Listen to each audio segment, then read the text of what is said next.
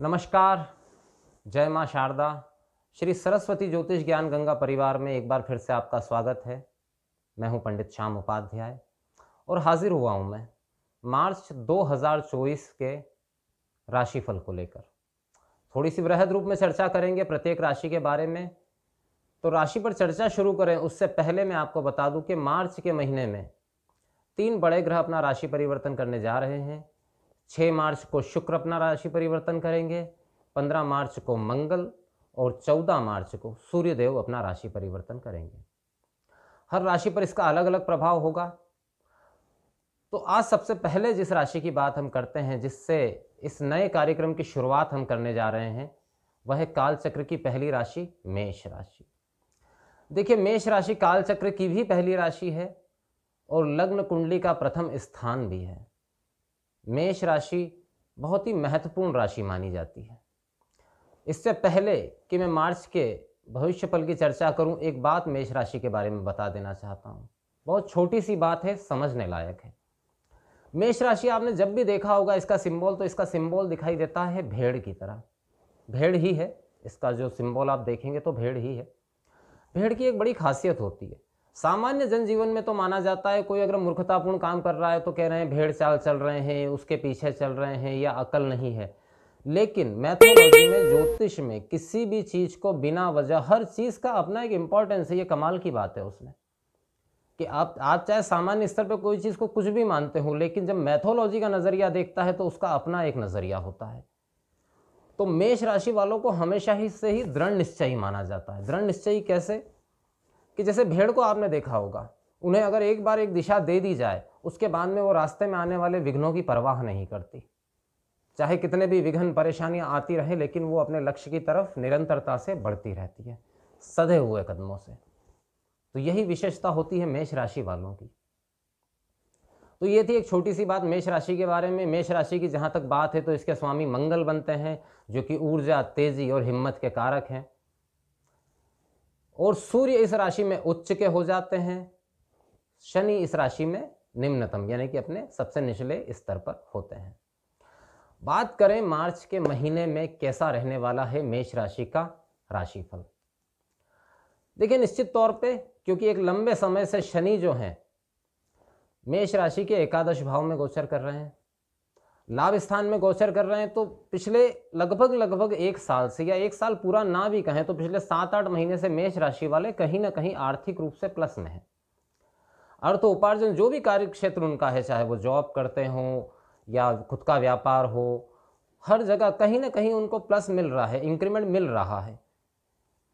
तो ये चीज़ जारी रहेगी मार्च के महीने में भी। बस मार्च के महीने में आपको ध्यान किस बात का रखना है? मार्च के महीने में आपको ध्यान इस बात का रखना है कि आपको कोई गैर कानूनी काम ना हो आपके हाथ से।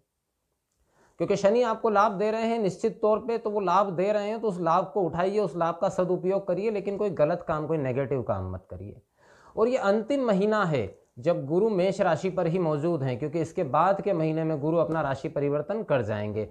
तो जो अभी तक लाभ मिल रहा था कहीं ना कहीं शनि की मेष राशि पे दृष्टि के बावजूद, क्योंकि गुरु मेष राशि में मौजूद है पिछले 13 महीने से, तो वो जो लाभ एक मिल रहा था गुरु के वहां मौजूद होने से, कि आपको स्वास्थ्य संबंधित दिक्कत नहीं आ रही थी, या आप हो भी रही थी तो आपका उसमें कहीं ना कहीं बचाव हो रहा था, गुरु उसमें सहयोग कर रहे थे। मार्च में भी वो जारी रहेगा, लेकिन गुरु अब बहुत ज्यादा अंश पर पहुंच चुके हैं, लगभग अस्त वाली स्थिति में पहुंच चुके हैं गुरु। तो शायद अब वो लाभ मिलना कम हो जाए। तो यहाँ पर आपको स्वास्थ्य का बहुत विशेष रूप से ध्यान रखना पड़ेगा। अगर मार्च के महीने में मैं बात करूं पहले 15 दिन की, तो देखिए पहले 15 दिन हर मामले में आपके लिए लाभदायक यहाँ पर दिखाई दे रहे हैं, हर मामले में लाभदायक है। धन लाभ आपका बड़ा चढ़ा रहेगा, स्वास्थ्य में भी ठीक ठीक सुधार रहेगा।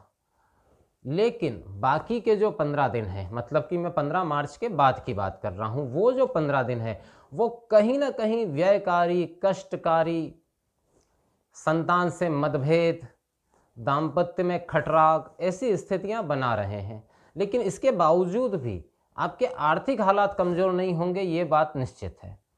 मंगल का गोचर, जो कि आपके राशि स्वामी भी हैं इस समय, आधे मार्च में मकर राशि में रहेगा, जहां वो अपनी उच्च राशि में रहेंगे, जो कि आपके लिए अत्यंत श्रेष्ठ है। अगर आप राजनीतिक क्षेत्र से जुड़े हैं, ठेकेदारी से जुड़े हैं, प्रॉपर्टी का काम करते हैं, तो बड़े लाभदायक हैं आपके लिए। लेकिन होगा ये कि 15 मार्च के बाद में जब वो कुंभ राशि में प्रवेश करेंगे तो निश्चित रूप से धन का आवागमन जरूर तीव्र करेंगे। लेकिन समस्या क्या देंगे? तो समस्या ये देंगे कि आपका स्वभाव अति क्रोधी कर देंगे, अति उग्र कर देंगे, क्योंकि शनि मंगल का योग बन जाएगा। अब शनि मंगल की संयुक्त दृष्टि पड़ेगी पंचम भाव पर, तो संतान का व्यवहार ऐसा हो सकता है जो आपको दुख पहुंचाए, बहुत तकलीफ पहुंचाए, मानसिक कष्ट आपको देता हुआ सा लगता है यहाँ पर शनि मंगल की ये युति।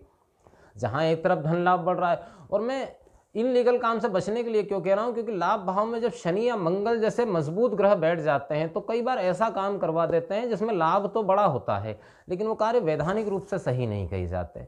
देखिए, जब शनि लाभ देते हैं तो आपको इस बात की सावधानी रखनी होती है यहाँ पर कि, क्योंकि क्या होता है कि पहले शनि लाभ जरूर करवा देते हैं, लेकिन अगर आपने कोई गैर कानूनी काम किया है, कोई गलत काम किया है, तो आने वाले समय में वो इसका परिणाम दे सकते हैं।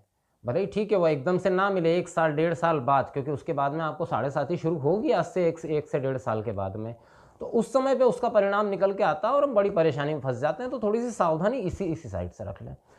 अब मार्च का आधा महीना श्रेष्ठ है। आधा महीना जो है वो पारिवारिक खटराग और संतान के स्वास्थ्य में समस्या, इस तरह की स्थितियों को दिखा रहा है। शुक्र भी राशि परिवर्तन करके आपके लाभ स्थान में पहुंचेंगे। तो जहां तक धन की बात है मेष राशि वालों के लिए, वो तो अत्यंत श्रेष्ठ है। इस समय को अगर मैं शब्दों में बनाऊं तो ऐसा कह सकते हैं कि 5 उंगलियां घी में और सिर कढ़ाई में। आर्थिक मामलों में तो हर तरह से आपको लाभ होने वाला है। अगर आप शेयर सट्टे से जुड़े हुए हैं, वहां भी आपको लाभ होने वाला है। आप सरकारी नौकरी में हैं तो पदोन्नति की संभावना, और पदोन्नति नहीं भी हो तो आर्थिक लाभ तो आपको मिलता हुआ दिख रहा है नौकरी के अंदर भी। व्यापारी अगर हैं फिर तो कोई कहना नहीं, और खासकर अगर आप कंस्ट्रक्शन के व्यापार में हैं, जमीन संबंधित प्रॉपर्टी के व्यापार में हैं, तब तो ये मान के चलिए कि आपके लिए मार्च का आधा महीना तो कम से कम किसी गोल्डन अपॉर्चुनिटी जैसा साबित होगा। उसके बाद में थोड़ा परिवर्तन आ जाएगा। फिर क्या है, खर्च बड़े चढ़े रहेंगे, क्योंकि सूर्य राशि परिवर्तन कर जाएंगे 12वें भाव में। अब 12वें भाव में गए हुए सूर्य कहीं ना कहीं ऐसे खर्च बढ़ाएंगे जो खर्च जिनकी प्लानिंग नहीं है। मान लो किसी के स्वास्थ्य पर खर्च हो जाए, किसी को उधार देना पड़ जाए रिश्तेदारी में, पिता का स्वास्थ्य, स्पेशली पिता के स्वास्थ्य में या संतान के स्वास्थ्य में ऐसी समस्या आ जाए कि वहां खर्च बढ़ सकता है। कुछ धार्मिक खर्च भी होंगे, क्योंकि सूर्य मीन राशि में रहेंगे तो धार्मिक खर्च भी हो सकते हैं। कुल मिलाकर अगर मैं कहूं तो मेष राशि वालों के लिए कहीं ना कहीं ये जो पूरा मंथ है, क्योंकि देखिए महीने की जो शुरुआत हो रही है वो हो रही है चंद्रमा के तुला राशि में होने से। अब तुला राशि में 1 मार्च को चंद्रमा तुला राशि में रहेंगे, जो कि अगर मेष राशि से देखें तो सप्तम भाव के स्वामी हैं। अब सप्तम भाव से गोचर करते हुए चंद्रमा, सप्तम भाव से शुरुआत हो रही है, तो सीधी सी बात है कि पति पत्नी के संबंधों में कहीं ना कहीं थोड़ा उतार चढ़ाव देखने को मिल सकता है। और किसकी वजह से ये उतार चढ़ाव हो सकता है? तो संतान की वजह से और माता की वजह से। अगर आप पुरुष हैं या स्त्री हैं तो आपकी माता की वजह से जो है दाम्पत्य जीवन में खटराग, या संतान की वजह से, दोनों में से कोई भी एक चीज हो सकती है। हाँ, इस समय एग्रेशन, तेजी, फुर्ती, हिम्मत बहुत बड़ी चढ़ी रहेगी। अहंकार से बचने की मैं हमेशा सलाह देता हूं कि जब भी आपका आर्थिक उन्नति का समय चल रहा हो, जब भी सक्सेस का समय चल रहा हो, तो अहंकार को थोड़ा सा काबू में रखना चाहिए। और ऐसे समय में जब क्रूर ग्रह आपको सफलता दिलाने वाले हों, उस समय पर तो विशेष ध्यान रखना चाहिए। देखिए, मेष राशि वालों को इस पूरे महीने के दौरान, अब मैं बात करता हूं प्रेमियों की। प्रेमी लोगों के लिए सब शुरुआत के जो 15 दिन है वो बड़े श्रेष्ठ हैं। शुरुआत के 15 दिन जो हैं ये कहीं ना कहीं पॉजिटिव दिखाई दे रहे हैं प्रेम संबंधों के लिए, अगर किसी को प्रपोज करना है तो उस मामले में। लेकिन बाकी के 15 दिन थोड़े से डिफिकल्ट हैं। वहाँ पर विवाद होने की संभावना, गुस्सा होने की संभावना, चिड़चिड़ाहट वाला माहौल जो है वो दिखाई दे सकता है। तो प्रेमियों के लिए 50-50 है। आधा महीना ठीक है, आधा महीना थोड़ा सा डाउन है। अब बात करते हैं मेष राशि को करना क्या चाहिए इस दौरान। तो देखिए, सबसे पहली बात तो ये है कि मंगल देव की पूजा तो आपको करनी है। और मंगल देव के प्रतीक कौन है? तो श्री बजरंगबली इसके प्रतीक हैं। तो मंगल की पूजा करिए, हनुमान जी की पूजा करिए, उनको चमेली के तेल का दिया लगाइए। मंगलवार की संध्या समय पे हनुमान बाहु का पाठ करिए। ओम अंग अंगारकाय नमः, इस स्तोत्र का भी पाठ करिए साथ में। और 15 दिन बाद आपको सूर्य देवता से भी प्रार्थना करनी पड़ेगी, क्योंकि वो द्वादश भाव में हो जाएंगे। तो मेष राशि वालों के लिए अंतिम कंक्लूजन अगर मैं करूं पूरे विश्लेषण का, तो आर्थिक रूप से प्रबल उन्नति का समय, लेकिन स्वास्थ्य और पारिवारिक और